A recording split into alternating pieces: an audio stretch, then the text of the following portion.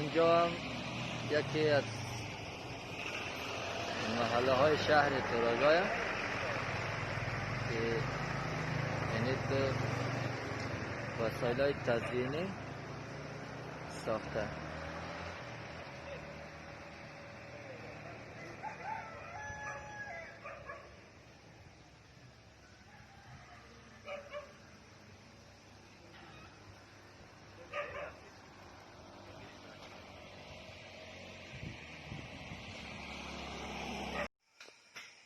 اینجا هم بخشی از شهر تراجای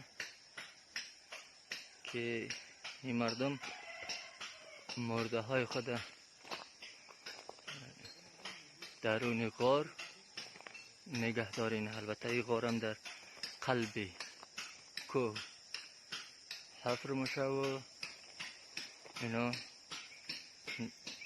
درون از غار حفر شده مرده های خود نگه دارینه. دیگه در اینجا حدود 50 نفر درون از این غارا نگهداری میشه که هر شخصی که مونده شبه از او یک مجسمه تیار نه و او را در بیرون غار نگهدارین. امروز هم که اینجا ما آمدن این مردم در حال کندن یا حفر کردن غار به خاطر نگهداری مرده. در قسمت اینا در حال حفر غار در حال کار دیگه، یعنی تجسمی از مردم هایی که درون از این غارا نگهداری میشه. البته این غار خیلی به شکل اساسی حفر مونه، خیلی بزرگتر از غاریه که سایر مردم در اونجا مرده های خود چانه. خیلی هم به شکل اساسی حفر نه و اینجا مرده های خود رو نگه داریم.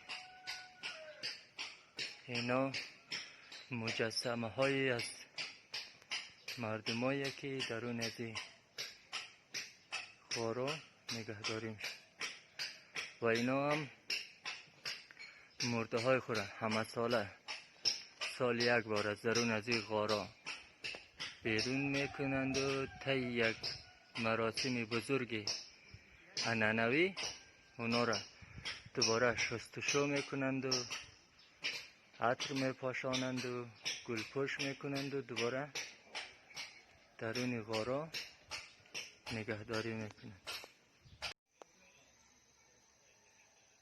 اینجا بخش دیگری از محل نگهداری مرده های که موقعیتش هم شهر تراجای و اینا هم تجهیزات تزیینی مرده های. اینا هم که صندوقا و اینا هم مجسمه هایی که از به شکل افرادی که مرده تجسم یافته. اینا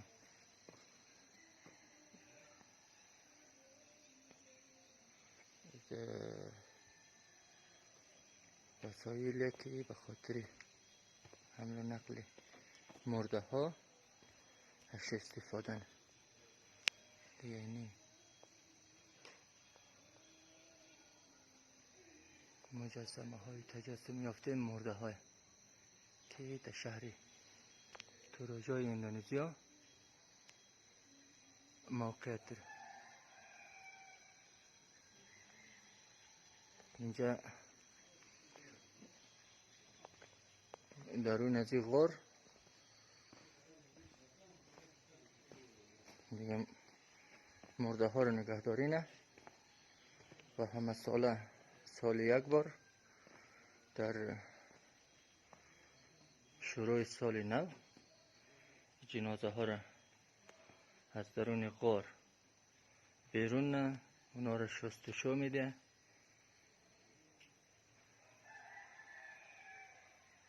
البته این کار تا یک مراسم بزرگی مذهبی و عنعنوی برگزار میشه. اینجا دیگه درون از این غار محل نگهداری مرده های. اینجا دیگه شروع غار. اینا هم